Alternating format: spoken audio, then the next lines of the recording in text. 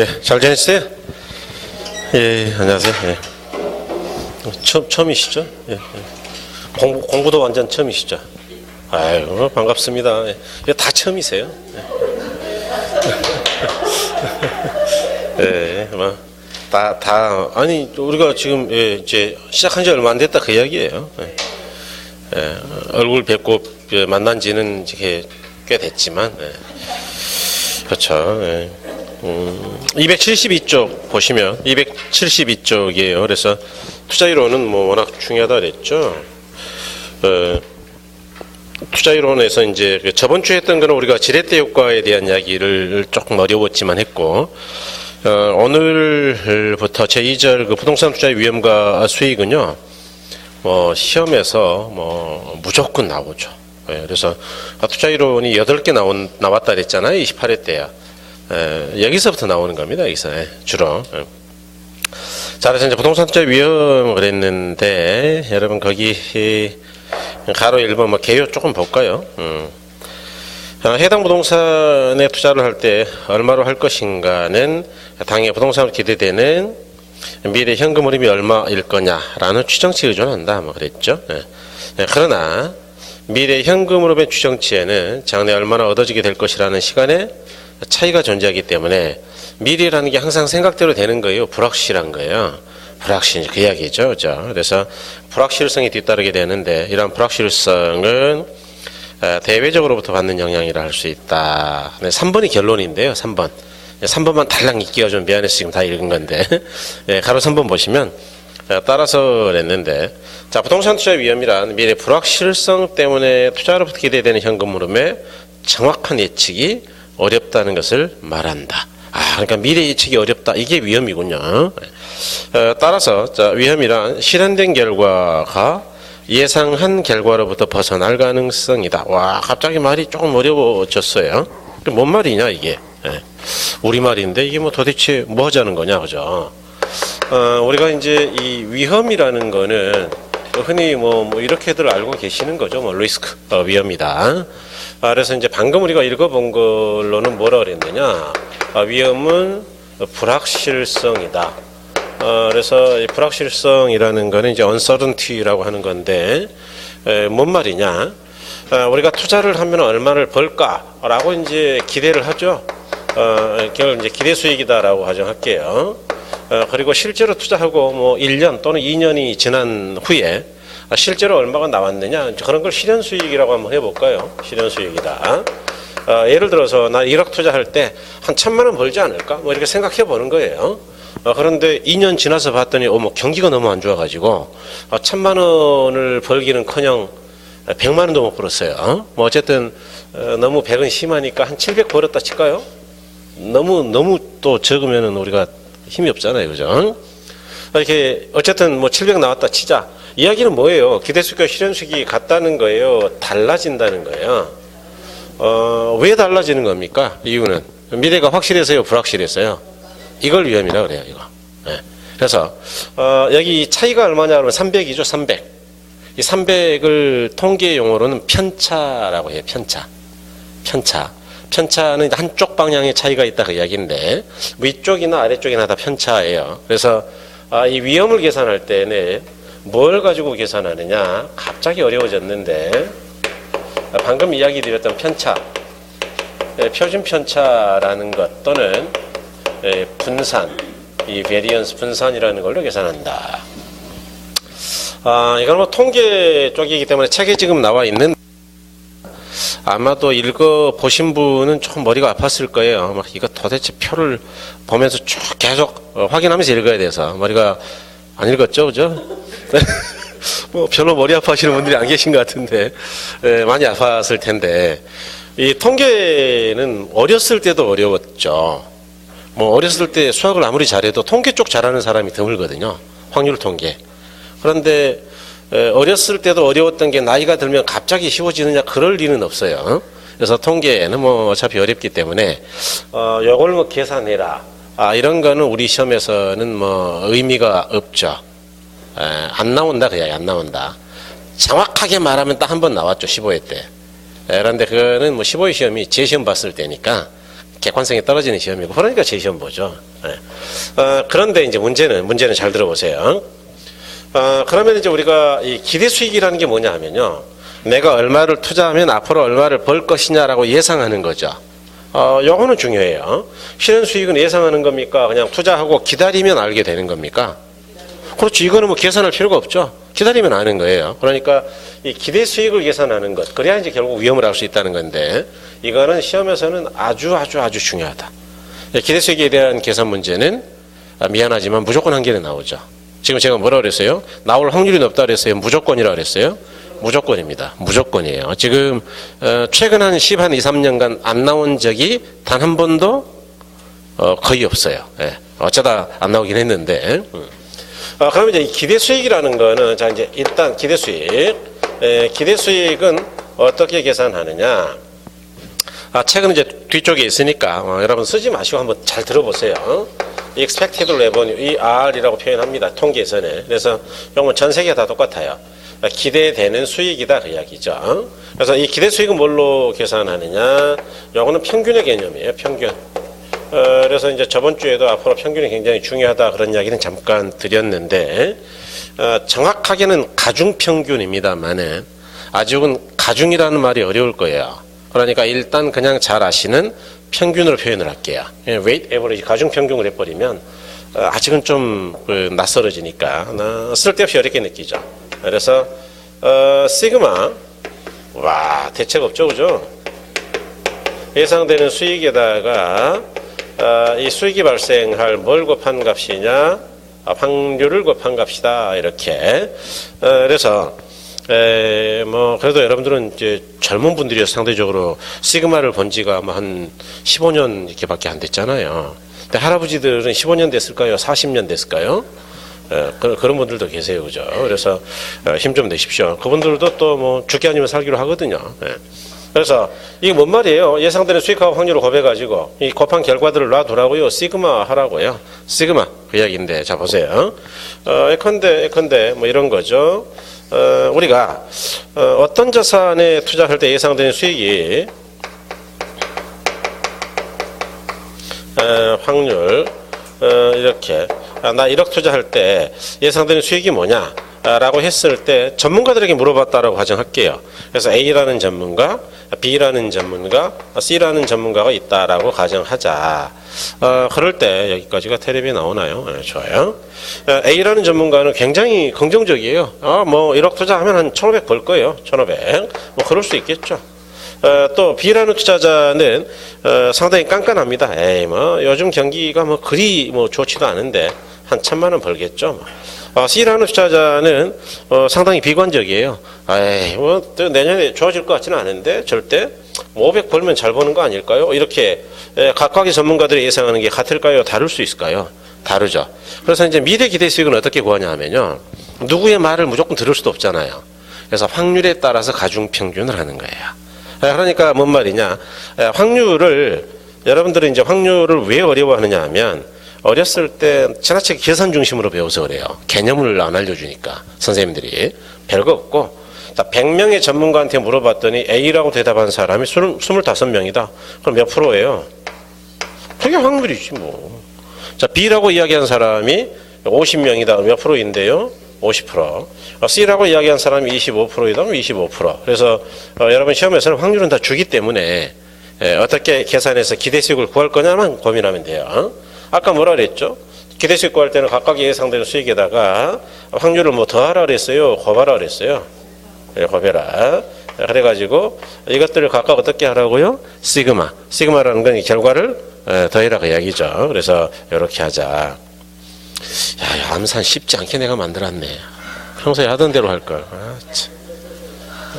그래서 쓰지 마시라 그랬죠, 그죠? 평소 하던 대로 할게요. A는 1,200이라고 예상했다. 1,200. 긍정적이죠, 뭐. 1,000만 원. 여기는 800. 이러면 계산이 조금 쉽거든요. 요거 25%가 4분의 1쪽입니다. 다시 몇 분의 1이라고요? 4분의 1쪽. 암산은 그게 쉽죠? 4분의 1이니까 300 나온다는 이야기고. 그 다음에 요거는 반쪽이라는 이야기죠, 반쪽. 반쪽이면 1000의 반쪽이 얼마죠? 500. 그 다음에 요거는 800에 4분의 1조. 0.25 곱하니까. 그럼 얼마가 나올까요? 200. 그럼 하나, 둘, 세 개 다 더해버리면 얼마일까요? 1000. 예, 그게 시그마한 결과 기대 수익이에요. 별거 없죠?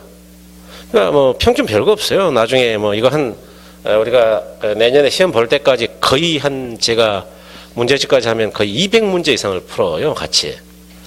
200개를 풀어대면 한 개 못 풀까? 그러니까 뭐 말이 안 되잖아요. 그러니까 오늘은 풀란 이야기 절대 아니고 이것들을 다 시그마 하면 그게 기대 수익이다 그런 이야기예요. 그래서 기대 수익이 얼마냐 그랬더니 1000만 원이다. 뭐 이렇게 계산이 됐다 그 이야기죠. 1000만 원 이렇게 이런 걸 기대 수익이라 합니다. 뭐 대충 감은 잡으셨나요? 자 그러면 위험 좀 위험. 자 나는 1000만 원 벌 거라고 기대하는데 실제 수익이 딱 1000만 원이 나왔다. 그러면은 편차가 있어요, 제로예요. 이런 건 위험이 제로예요. 자, 1000만 원을 벌 거라고 기대하고 2년 지났더니 800이 나왔다. 800, 실현수익이 800이다. 이럴 때는 편차가 없어요, 있어요? 마이너스 200의 편차가 있죠? 이런 건 위험이 있다라고 하는 거예요. 이해하셨죠? 네, 좋아요. 그러면 대답 잘 못하는데 이거는 실제 수익이 1200이 나왔다. 그러면 편차가 없어요, 있어요? 플러스 200의 편차가 있죠? 편차는 마이너스건 플러스건 편차예요. 그러니까 위험이라는 거는 예상한 대로 정확하게 나오는 게 위험이 없는 거고 뭐 더 나왔든 말았든 간에 차이가 있다 그러면은 그건 예측 잘못한 거기 때문에 위험이 있는 거죠. 이것도 위험이 있는 겁니다. 이해하신 거죠? 자, 그럴 때 이 편차들을 정리한 것 그걸 표준 편차라 그래요. 그래서 이제 이 스탠다드 데비에이션은 이걸 먼저 구해야 계산이 되고 분산 먼저. 그래서 이제 분산을 먼저 구해가지고 편차 구하는 거죠. 네. 어쨌든 자 일단 그 위험의 개념은 다시 한번 보시고요. 자 가로선문에 따라서 부동산 투자 위험이란 미래 불확실성 때문에 투자로부터 기대되는 현금 흐름에 정확한 예측이 어렵다는 걸 의미한다. 그러니까 정확하게 예측만 해가지고 실현 수익하고 딱 맞아 떨어지면 위험이 있다고요, 없다고요? 없다 그 이야기예요. 여러분 감이 좋은 편인데 자 그러면 제가 질문 한번 드려볼게요. 조금 어려워요 질문. 기대 수익이 1000입니다. 1000. 그런데 실현 수익이 800이 나왔을 때 마이너스 200 편차하고 실현 수익이 500이 나와서 마이너스 500만 원 편차가 있어요. 그럴 때 어떤 게 더 위험이 큰 거예요? 편차가 작을 때요, 클 때요? 그러겠죠. 그게 시험에서는 아주 중요해요. 어떤 게 더 위험이 크냐가. 그걸 판단을 못하면 문제를 못 풀어요. 그러니까 편차는 아까 그랬죠. 위험은 기대수익과 실현수익이 똑같다면 위험이 제로인데 차이가 있어서 문제라 그랬죠. 그럼 차이가 작을 때 위험이 크다고요? 차이가 클수록 문제가 된다고요. 클수록. 좋아요. 그래서 그렇게 생각하시면 되겠어요. 그 다음에 이제 처음 시작할 때만 좀 어려웠지 별거 없네요. 자, 위험의 유형이 뭐냐, 그런 건데, 별거 없어요, 이런 건. 그러면 위험에는 어떤 것들이 있냐, 그런 이야기죠. 위험의 유형이다. 그래서 시험에서는 많이 쓰진 않습니다만은, 그래도 쉬운 문제 낼 때는 좀 되죠. 첫 번째는 뭐냐 그러면 사업상의 위험이다. 사업상의 위험. 그래서 여기는 세 가지가 있어요. 시장 위험이다. 운영 위험이다. 그 다음에 위치 위험이다. 이렇게 세 가지가 있고요. 그 다음에 두 번째가 뭐냐 그러면은 금융적 위험이다. 그 다음에 세 번째가 뭐냐 법적 위험이다. 그 다음에 네 번째가 뭐냐 인플레 위험이다.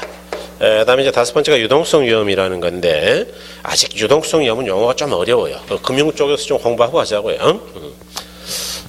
일단 보통 시험은 4번까지 나왔습니다. 유동성 위험이다. 리퀴디티 리스크라는 거죠. 아까 이제 여러분 그 위험의 개념을 항상 생각을 하고 읽어줘야 돼요. 아까 위험의 개념이 뭐라 그랬느냐? 기대수익과 실현수익이 같아서 문제라고요? 달라서 문제라고요? 달라서. 왜 달라졌느냐? 시장 상황이 바뀌어서 그랬다. 시장 상황. 그러니까 처음 투자할 때만 해도 경기가 좋을 걸로 생각했다. 그런데 경기가 나빠져가지고 시장 상황이 꽝이다. 그러면은 실현수익이 기대한 만큼 나올까요? 안 나올까요? 안 나오겠죠. 그래서 이것 때문에 발생하는 위험을 시장 위험이라고 한다. 이렇게. 운영위험은 뭐냐 그러면 운영 과정에서 나타나는 위험이다. 예컨대 영업경비 변화라든지 근로자의 파업 같은 것들이다. 예를 들어서 우리가 임대사업을 하겠다고 1억을 투자해가지고 이것저것 영업경비 비용을 뺀 다음에 1000만 원 벌려고 그랬어요. 그런데 예상보다 영업경비가 많이 들어갔다. 그러면은 실제 수익은 1000이 될까요? 1000보다 못 나올 가능성이 있을까요? 1000보다 못 나오겠죠. 그런 위험이에요. 경비의 변동 얼마든지 있습니다.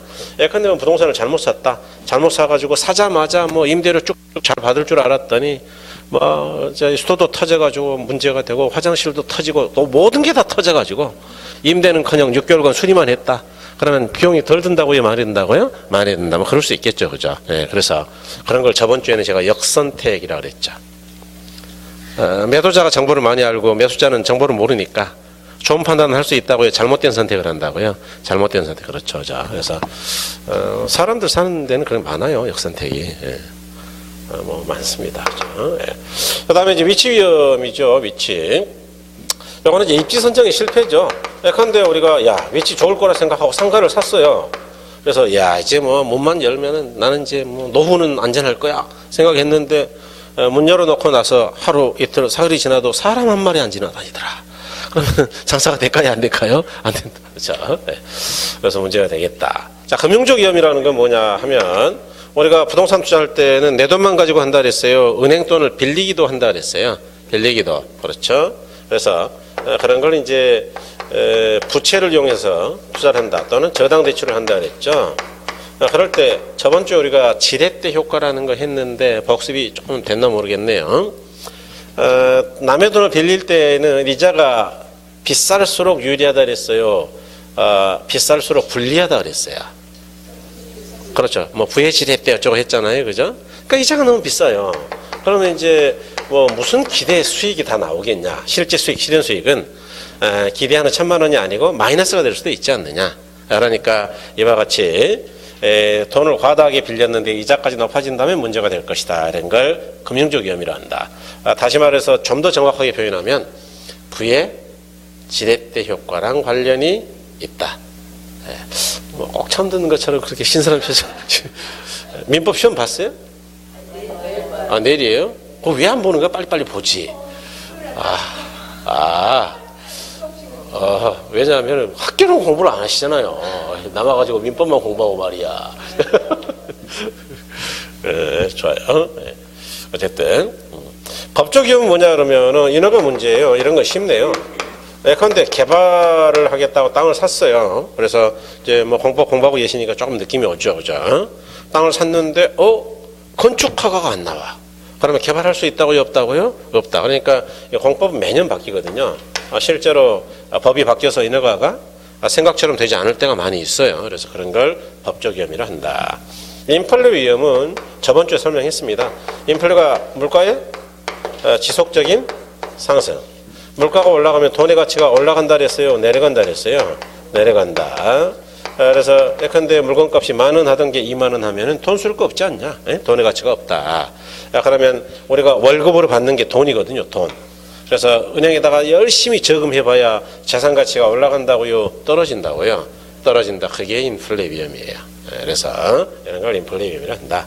유동성 위험이라는 거는 유동성을 환금성으로 생각하라 그랬죠. 그래서 저번 주에도 이제 그런 이야기 잠깐 드렸는데 부동산은요 환금성이 높아서 문제라고요, 낮아서 문제라고요. 낮아서. 그래서 환금성이 낮아서 나타나는 손해 볼 수 있는 여러 가지 위험을 유동성 위험이라 한다. 뭐 요 정도. 그래서 요 정도 보시고요. 요거는 상세한 설명은 금융 쪽에 가서 하겠어요. 그래서 그때 다시 보기로 하고.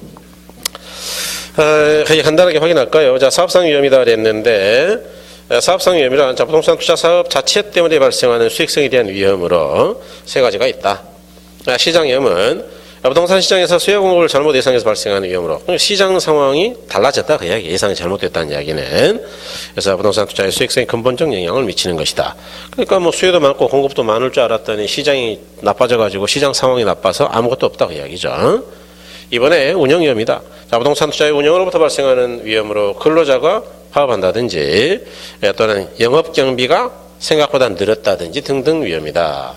그다음에 위치 위험이다 그러면 불리한 지리적 위치에 있는 부동산에 투자함으로써 발생할 수 있는 위험. 그러니까 소위 입지 선정 잘못했다 그 이야기예요. 그래서 이런 걸 말한다. 바로 이번에 금융적 위험인데 동그라미 1번 보시면 이 금융적 위험이란 부동산 투자 시 투자 재원의 일부로 부채를 사용했을 경우 원금과 이자를 매기마다 지불해야 하는데 이로부터 발생하는 위험을 말한다. 부채가 많으면 원금과 이자에 대한 채무 불이행 가능성이 높아지며 파산할 위험도 그만큼 커지게 되는데 그런 걸 금융적 위험이라 한다. 이걸 이제 한마디로 말해라 그러면 부해를 버리시다. 예? 잘 빌린 거라고요. 빌려서 크게 손해봤다고요. 크게 손해봤다 그 이야기예요. 그래서 이런 걸 이야기한다. 지금 여러분 그 다음 쪽 넘어가시면 지대교과 이거 했죠, 그죠? 예, 그러니까 완전 막 처음 듣는 것처럼 너무 신선하면 안 됩니다. 예, 그래서 제가 굉장히 지금 부담스러워요. 예, 얼굴 바라보면서 하기가 굉장히 부담스러워가지고 예, 다들 멋있은 표정이고 막 그래서 예, 법적 위험이다. 예. 276쪽이죠. 거기 동그라미 1번 보니까 부동산 투자에 관한 의사결정도 법적 환경하에 이루어지는 것이므로 법적 환경의 변화는 부동산 투자에 대한 위험을 변화시킨다. 뭔 말이냐? 법이 개정되면 그런 이야기 쉽게 말하면 예컨대 부동산 세제 감가상각 방법이라든가 임대료에 대한 법령의 규제 강화 같은 것들 또는 그 밑에 정부의 정책이나 재정정책 같은 것들이 이자율을 변화시키면 이기라고요 손해가 될 수도 있다고요. 손해가 될 수도 있다. 어쨌든 법규가 바뀌면 문제다 그 이야기예요. 그래서 이런 걸 이야기한다. 인플레 위험이다. 지금 건축법 배우셨나요? 건축법? 단다다공 아연다기 들었어요? 어제 단다다공 다가구 이야기 들었어요? 다가구가 그 공법에서는요 단독주택으로 봐요. 건축법에 나오고 주택법에도 나오거든요. 주택법에서는 공간 빼고 단다다까지 나오죠. 그다음 아연다 이렇게. 그러니까 기숙사 공간 빠진 게 주택법인데 주택인데. 근데 세법에서는 다가구는 그건 또 공동주택으로 봐요. 그러니까 법마다 조금 다르거든요. 그러니까 이제 세법이 바뀌어버린다 그러면 이제 골 때리는 거예요 또. 왜냐하면 세법은 실질적으로 세금을 누구한테 부과시킬 거냐를 중심으로 보거든요. 공법은 소유권을 혼자 가지고 있느냐 여럿이 가지고 다세대하고 다가구의 차이인데 주인이 한 명이다 그러면 다가구, 주인이 호마다 따로 있다 그러면 다세대 이렇게. 복잡하죠. 원룸 같은 거예요. 원룸 같은 거. 그렇게 생각하시면 돼요. 아니면 도시형 생활주택 같은 것들. 다중이 뭔지 아세요? 다중? 다중이 뭐예요? 예를 들어보면 하숙집. 그럼 하숙집과 원룸의 차이는 학생이 사는 거냐 어른 사는 거냐? 그래서 면적이죠. 층수하고 면적이죠. 층수하고 면적인데 실질적 차이가 뭐냐 그 이야기인데 취사를 공동으로 하는 게 하숙이에요. 부엌이 따로 있다고요? 부엌을 공동으로 쓴다고요? 그게 하숙이에요. 진짜 공부 참 쉽지 않습니다. 그렇죠? 그러니까 어쨌든 법이 바뀌면 위험하다 그 이야기 하는 거예요. 막 공법 바뀌어도 골 때려요. 그러니까 뭐 저기도 막 가끔 바뀌고 그러면 이제 또 확인하고 막 난리를 칩니다. 저는 공법을 가르치지는 않지만. 인플레 위험이죠. 동그라미 1번에 일반 물가 상승에 미치지 못하는 부동산 가격의 상승은 상대적으로 부동산에 대한 구매력이 낮아지는 위험이 된다. 화폐 가치가 떨어지고 물가가 상승하는 것을 인플레라 하고 인플레가 상승하면 그에 따른 이자 부담이 커지는데 이러한 위험을 뭐라 그런다고요? 인플레 위험이라고 한다. 그 이자까지는 아직 몰라요 여러분은. 그러니까 물가가 올라가면 돈의 가치가 떨어진다까지만 그냥 이해하세요. 물가는 나중에 금융을 공부해봐야 알거든. 조금 공부가 많이 돼야 알아요 여기는. 그래서 거기 놔두시고 유동성인데 유동성이란 투자 부동산을 현금으로 전환하는 과정에 발생하는 시장가치 손실 가능성이다. 이게 뭐냐? 돈으로 바꾸는 게 뭔데? 환금. 그러니까 부동산은 환금성이 떨어져가지고 급하게 팔라 그럴 때는 이익 본다 그랬어요? 손해 본다 그랬어요? 손해. 그러니까 제가 유동성 위험을 환금성이 떨어지는 걸로 이해하자라고 이야기 드렸죠. 그죠? 일단은 그렇게 하시는 게 좋아요. 그래야 이해가 그나마 좀 됩니다. 그 다음에 이제 287쪽으로 좀 가볼게요. 많이 좀 뒤쪽인데 먼저 그쪽을 먼저 할게요. 287쪽. 이제 그런 이유가 여기 좀 쉬워서 너무 어려운 것만 계속하면 여러분이 충격이 가니까. 맨 밑에 큰 6번에 부동산 투자의 수익률이라고 있나요? 그래서 수익률 한번 보자고요. 동그라미 1번에 부동산 투자 수익률이란 부동산에 투자된 투자 자본에 대한 부동산으로부터 수익된 임대료의 비율을 말한다. 그래서 동그라미 3번에 투자 수익률의 종류에는 기대 수익률, 요구 수익률, 실현 수익률 세 가지가 있다. 뭐 그렇게 돼 있죠, 그죠? 그래서 여러분 이런 이야기예요. 그러니까 이제 아까 우리가 위험에 대해서 좀 봤으니까 이제 수익률을 좀 먼저 보자 그 이야기인데 제 이야기는 이 수익률이라는 거는 뭐냐?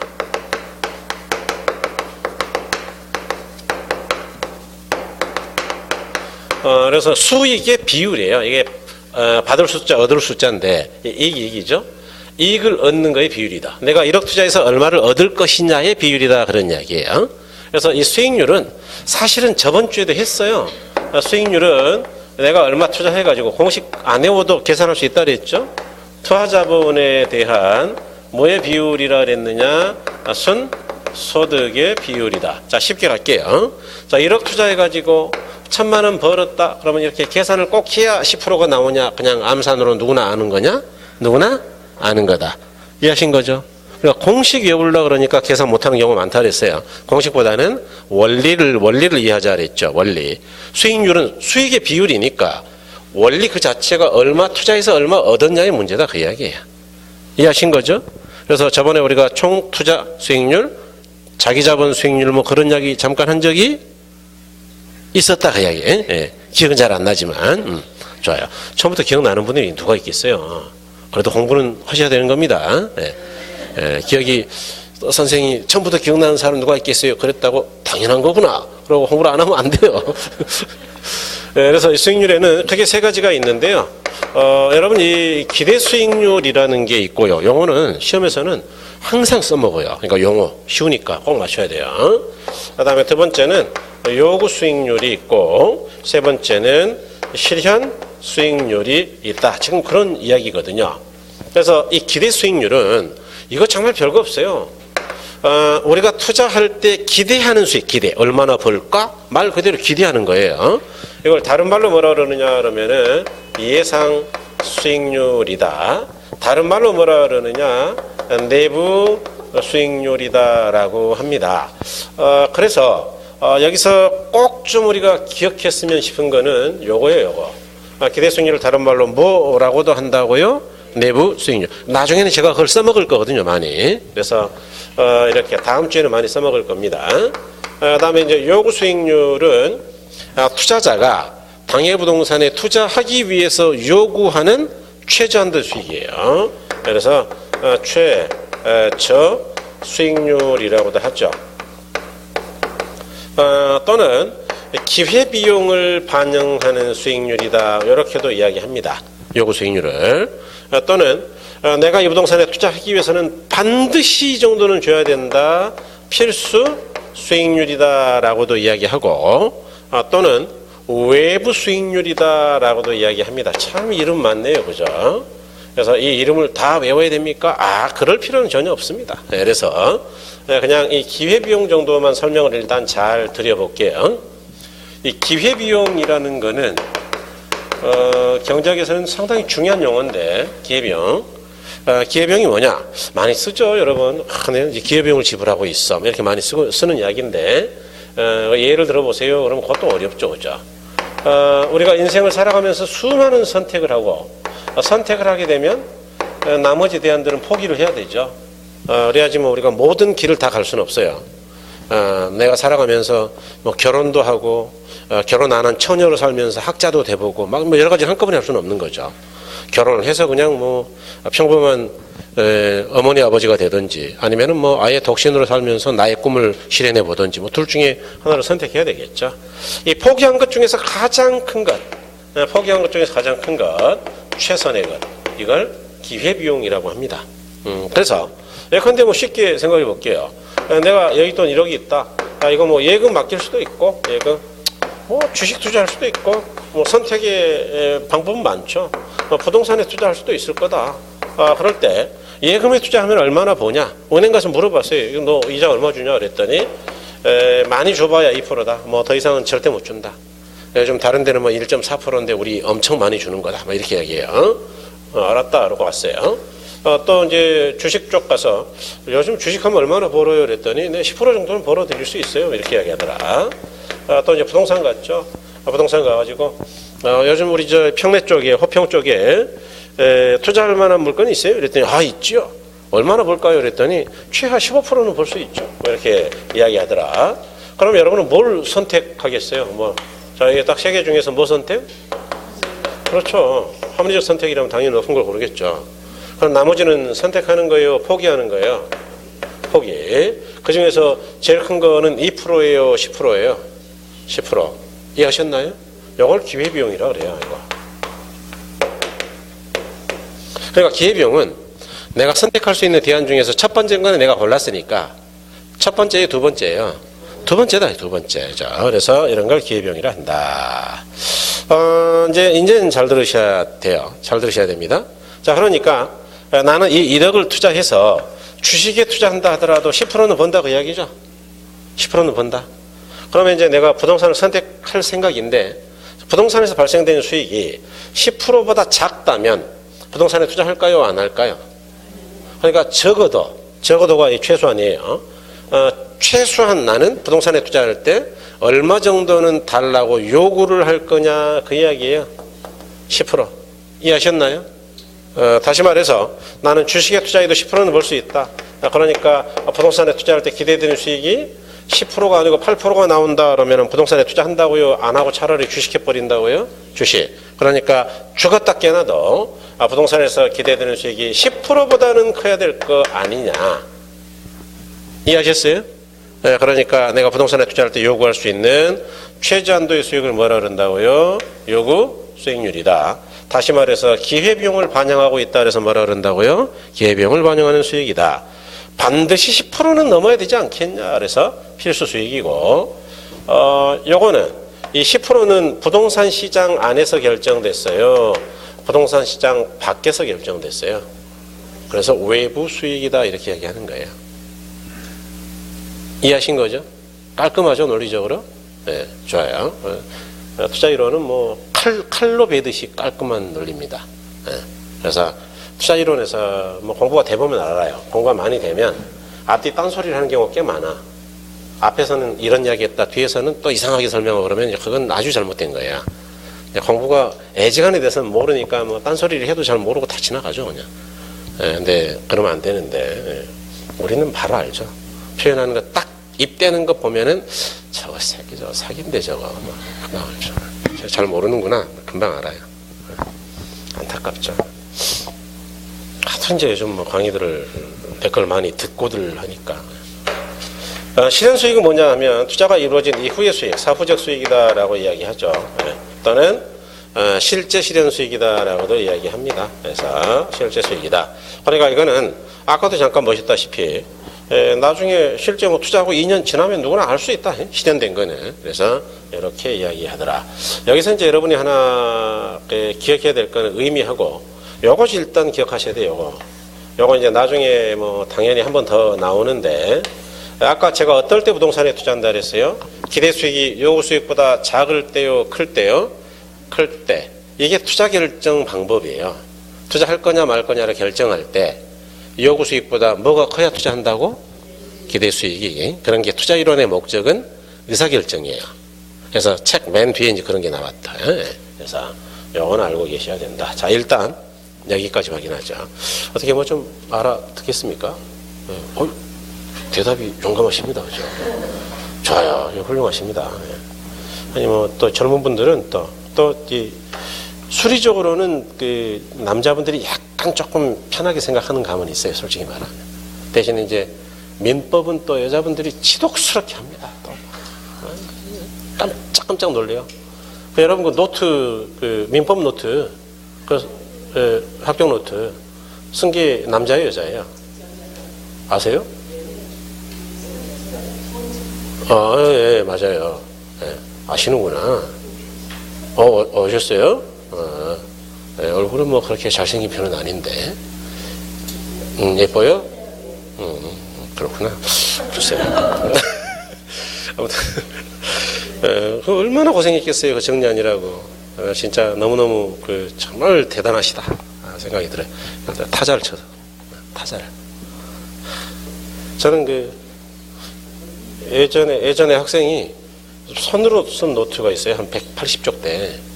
사실 이제 너무 많아서 저는 잘 안 쓰는데 손으로 근데 손으로는 너무너무 예쁘게 썼어요. 스캔 받아놨거든요.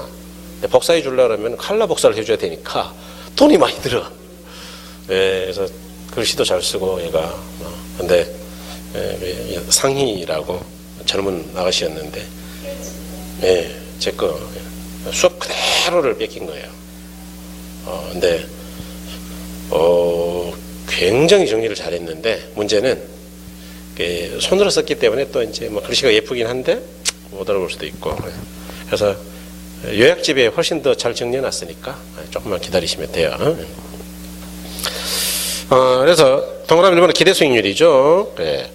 예상 수익이다, 그다음에 사전 수익이다 그랬는데 당연 투자로부터 기대된 수익률을 기대 수익률 또는 내부 수익률을 한다 그랬죠. 그 내부의 동그라미, 내부 꼭 기억하셔야 된다. 그러면 동그라미 2번은 요구 수익률이죠. 그래서 기업권에 투자에는 위험이 따르기 마련인데 이 위험에 대한 비용을 감안했을 때 투자자가 대상 부동산에 자금을 투자하기 위해 충족되어야 할 최소한도의 수익률을 요구 수익률 또는 외부 수익률이라 한다. 세 가지는 나왔네요. 거기 비용, 기회비용을 반영한다라는 거 하고 최저한도의 수익이다라는 거 하고 그다음에 외부 수익이다 이렇게 이야기가 됐고요. 그다음에 이제 실현 수익이죠. 실현 수익인데 사후적 수익이다 그랬죠. 실현 수익이란 투자를 통해서 실제로 달성된 수익률을 말한다 그랬어요. 그래서 이런 걸 실현 수익이라고 한다 그랬죠. 여러분 그 뭐 아직 조금 여유가 있으니까 한번 보여드려 볼까요? 예를 들어서 어디로 가보시냐 하면 331쪽 가보세요. 331쪽에 맨 밑에 가로 4번에 내부 수익률이라고 있나요? 아까 그 내부 수익은 뭐하고 같다 그랬어요? 기대 수익. 그 뒤쪽 가보세요. 뒤쪽 333쪽 가니까 박스 안에 내부 수익이 요구수익보다 클 때 투자한다 그랬죠? 아까 그랬잖아요. 여기 요거보다 얘가 더 커야 투자한다니까요. 이게 마지막 결론이에요. 투자이론에. 그러니까 이제 마지막 결론에서 다시 한번 이야기 드린다 그 이야기예요. 지금. 그럴 때 저는 기대 수익이라는 표현을 쓸 때도 있고 내부 수익이라는 표현을 쓰기도 하겠다 그 이야기예요. 왜냐하면 시험에서 그렇게 왔다 갔다 하니까. 그러니까 기대 수익은 곧 뭐라고도 한다고요? 내부 수익이라고도 한다라고 기억하시면 되겠습니다. 그 다음에 이제 다시 288쪽으로 오셔가지고 관할 선발의 기대 수익과 요구 수익 관계를 했는데 이 관계는 별거 없어요. 이미 여러분 다 알고 계시는데요. 기대 수익하고 요구 수익의 관계입니다. 여기 뭐 두 개만 하면 되죠. 예컨대 자 기대 수익이 요구 수익보다 크다. 이야기는 뭐냐면 내가 요구하는 최저한도 수익은 10%이다. 잘 보세요. 아까 말씀드린 것처럼 야 나는 그냥 주식 투자해도 뭐 10은 번다 이거 10은. 뭐 굳이 부동산 그런 거 안 해도 내가 10%는 벌 수 있다. 그럴 때 부동산에서 기대되는 수익이 아까 말씀드린 것처럼 8%다? 그럼 누가 이거 부동산 투자하겠냐? 그냥 차라리 주식 해버리지. 그러니까 이보다 작아야 된다고요? 커야 된다고요? 커야 된다. 그러면 부동산에 투자할 것이다. 그래서 이런 걸 투자 채택이다라고 이야기하죠. 그 다음에 투자를 하면 어떻게 되느냐? 그러면 부동산을 사람들이 많이 산다는 이야기니까 부동산에 대한 수요가 증가한다는 이야기고 부동산에 대한 수요가 증가하면 어떻게 되느냐? 그러면 부동산의 가격이 하락할까요? 상승할까요? 상승.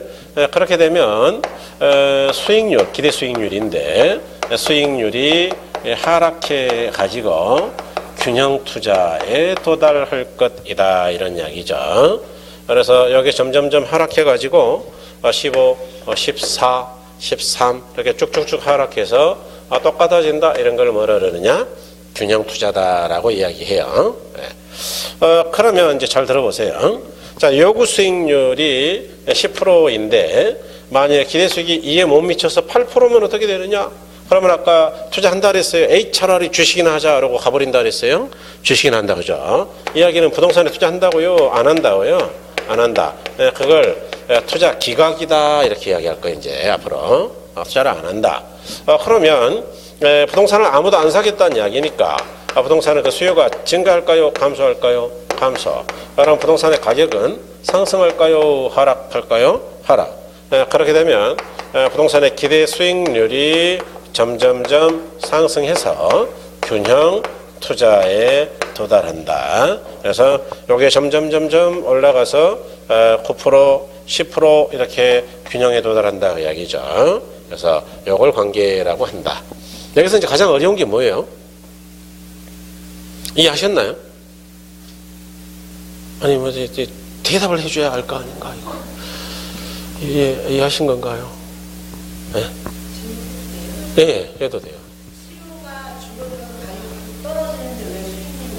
그게 핵심이에요. 그걸 기다렸단 말이에요, 그거. 에? 요거. 이게 문제의식을 가지고 있어야 되는 거예요, 지금. 아니, 가격 비싸면 뭐 좋은 거 아닌가? 근데 왜 수익률은 떨어진다고 이야기하는 것이지? 이게 지금 기대 수익률이거든요. 기대 수익률. 뭐 떨어지는 기대 수익률이죠? 요구 수익은 외부에서 결정되니까 환경이 바뀌지 않으면 그대로 있는 거예요, 그냥. 예. 왜 그러냐. 수익률이라는 게 제가 이렇게 투자자본에 대한 순소득의 비율이다 이렇게 이야기했죠. 이 투자하는 돈이 얼마냐. 투자하는 돈 가격이에요. 예? 말을 좀 바꿔 쓰죠. 제가 이제 가격. 아니 우리가 1억짜리 부동산에 투자한다 그럴 때 그게 뭐냐. 가격이다. 그게 가격. 돈 주고 사는 게 가격이죠. 예. 요거에 대한 뭐의 비율이라고요. 순소득의 비율이다. 그러니까 여러분들이 공식을 외우기만 해가지고는 못 푼다고. 왜냐하면 공식에 필요한 용어들을 우리는 마음대로 바꿔서 내요.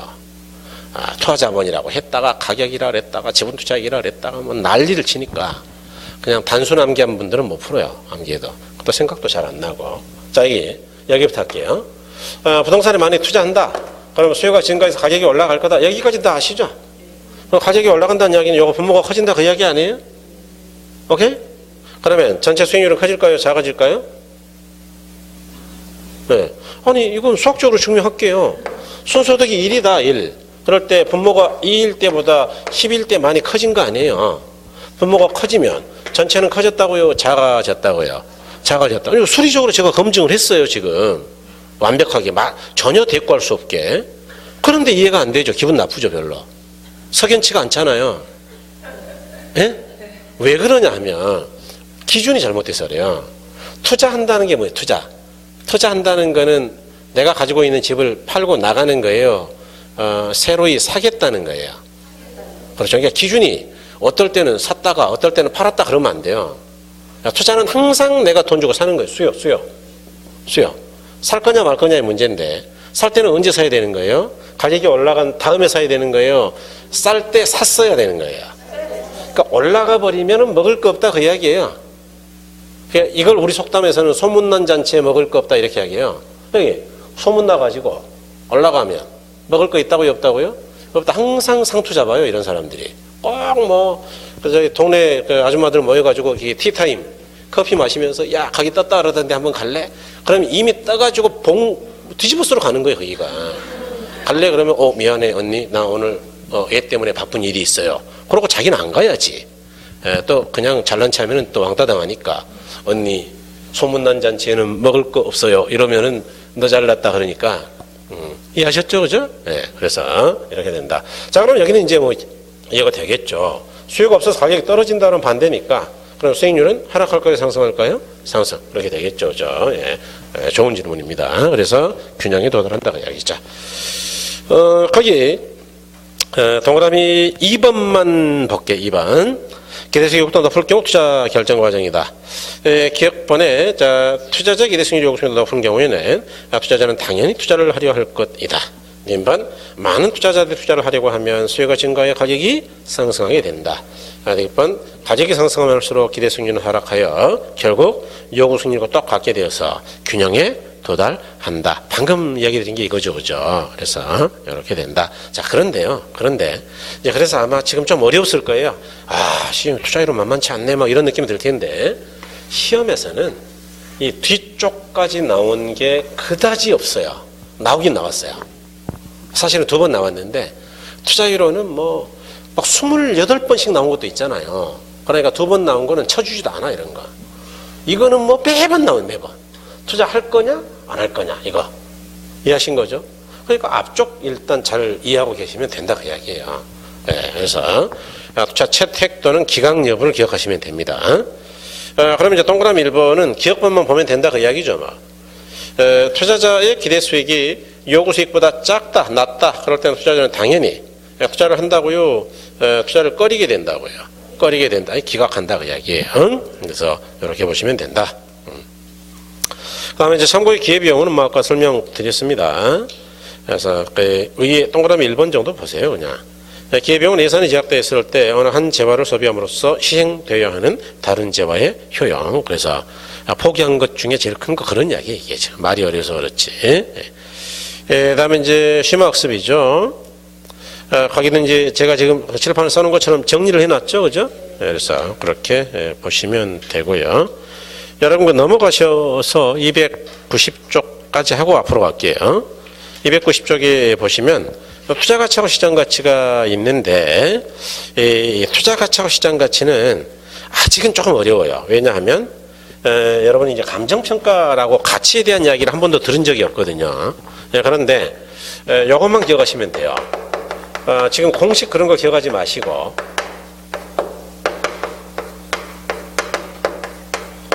그런 거는 이제 감정평가라는 걸 좀 공부를 해야 한 3월, 4월 정도 돼야 뭐 대충 이해할까 말까 해요, 여기. 그래서 공식은 이해하지 마시고 뭐 공식은 시험에서 의미 없으니까.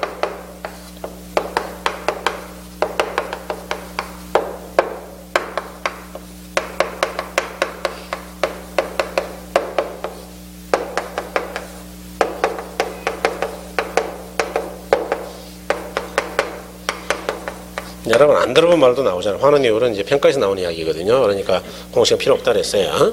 어쨌든 이제 그 가치를 구할 때는 장래 예상되는 수익을 할인해서 구하는 건데, 그럴 때 N은 요구수익으로 할인하고 N은 환원율로 할인한다 뭐 그런 이야기인데, 요거는 이제 썼으니까 잊어버려도 된다 그랬죠. 자, 여기서 중요한 거는 투자자는 어떨 때 투자를 하느냐 결론만 하시면 돼요. 결론. 시장 가치보다 투자 가치가 클 때 투자한다. 요건 좀 일단 알고 가자고요. 그래서 이렇게 예를 들어볼 수가 있죠. 이렇게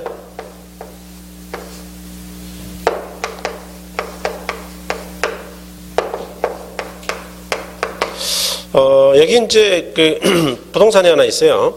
그래서 이게 시장 가치가 얼마냐? 여러분 그 시장 가치라는 말도 대단히 정의가 복잡합니다만은 일단은 쉽게 가자고요. 시세다. 뭐라고요? 시세. 합리적인 시세다라고 생각하자고요. 그래서 이제 그 감정평가에 관한 규칙에는 뭐 아주 복잡하게 정의가 되어 있는데, 그건 나중에 하기로 하고, 시세가 얼마냐? 1억이다. 1억. 그런데, 이걸 이제 어떤 사람이, 근데 여러분이 중개사가 되셔가지고 투자자 A, B한테 이제 권했다. 투자를 권했다라고 치자. 그랬더니 A는 안 한다 그러더라. 일거에. 그래서 여러분이 물어봤어요. 뭐 안 해도 되는데, 뭐 너 안 사도 돼, 안 사도 되는데 안 사는 이유나 좀 들어보자. 왜 안 사는 거냐? 그랬더니 A가 뭐라 그러느냐? 보세요. 여기 뭐 건물이 이만큼은 쓰러졌잖아요. 그러니까 뭐 이게 뭐 사실 땅값으로 친다 그러면 한 7천 정도 하는 건데 내가 볼 때는 너무 비싸잖아요.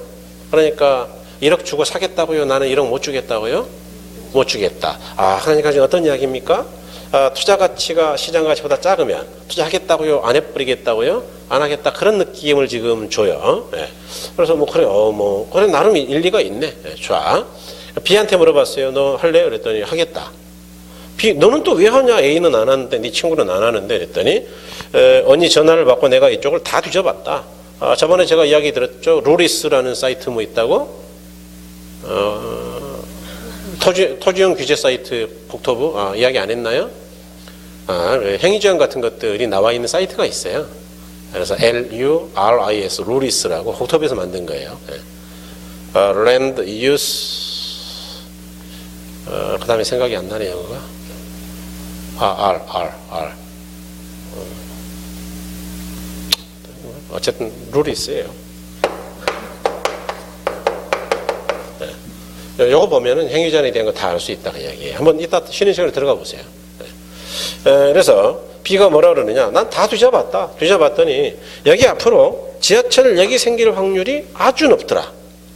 만일 지하철역이 들어온다면 이건 건물을 무시해버리고 땅값만 해도 내가 볼 때는 2억은 훨씬 더 받을 수 있다. 그러니까 사람들이 이런 소식을 알기 전에 못 모르고 내놓은 거니까 빨리 1억에 사야 되겠다. 이해하셨어요? 그러니까 어떨 때 B는 투자한다는 거예요. 시장가치 1억보다 투자 가치가 작을 때요, 클 때요? 클 때 그 이야기예요. 그러니까 어떨 때 투자하는 거냐라는 거는 기억하자 그 이야기예요. 자, 그럼 조금 더 할게요. 기억 나왔으니까. 여기 투자자 A, B 둘 다 시장 가치 1억에 대해서는 이의가 있어요. 동일한 생각을 갖고 있어요. 동일하죠. 그러니까 딴 생각이 없죠. 다시 말해서 시장 가치는 누구나 인정하는 가치다 그 이야기죠. 이런 걸 주관적 가치라 그럴까요? 객관적이라 그럴까요? 이런 게 시험에 나왔어요. 아주 쉬운 문제지만 객관적 가치다. 그런데 투자 가치는 이 사람들이 가지고 있는 정보나 지식이나 판단 능력에 따라서 투자 가치는 같아요? 달라요? 투자 가치는 달라요. 뭘 좀 알아야 정확하게 판단할 수 있죠. 그래서 이거는 사람마다 다르니까 객관적 가치예요? 주관적 가치예요? 주관적 가치다. 예, 이와 같이 투자 가치 즉 주관적 가치가 시장 가치보다 클 때 투자한다 그 이야기예요. 왜 커야 투자하는 것이냐? B가 투자할 때는 얼마 주고 이 부동산을 살라 그럴까요? 2억이요, 1억이요, 1억. 다시 말해서 이 시장 가치가 비용의 성격을 가지고 있기 때문이다. 비용 N은 수익의 성격이고, 그러니까 당연한 이야기지만 비용보다 수익이 작을 때 투자하겠어요, 클 때 투자하겠어요? 당연한 거지. 투자 이론의 결론은 너무 당연해요. 사실 외울 것도 없어요. 그래서 이렇게 보라. 그래서 거기 가로 1번에 투자 가치인데 공식은 신경 쓰지 마시라 그랬어요. 투자 가치는 대상 동산의 투자자에게 부여하는 무슨 가치라고요? 주관? 거기 밑줄 거기 그런 게 시험이 나오니까요. 주관적 가치. 그 다음에 가로 2번에 시장 가치죠. 대상 동산 시장 가치는 무슨 가치라고요? 객관적 가치 이런 거. 자 밑줄. 예. 그 다음에 3번에 둘의 비교를 했는데 기억본에 보니까 투자자는 투자 가치가 시장 가치보다 크면 투자를 하려 할 것이고 투자 가치가 시장 가치보다 작으면 투자를 하지 않을 것이다. 그래서 동그라미 2번에 잘 정리가 돼 있다. 그래서 공식만 빼고 다 설명했어요 지금. 네. 공식은 한참 공부가 될 때 설명할 거니까 기다려 보세요. 네. 그다음에 이제 조금 쉬셨다가 277쪽으로 277쪽 앞쪽으로 다시 갈게요. 예, 그래서 잠깐 쉬었다가 뵙겠습니다. 예.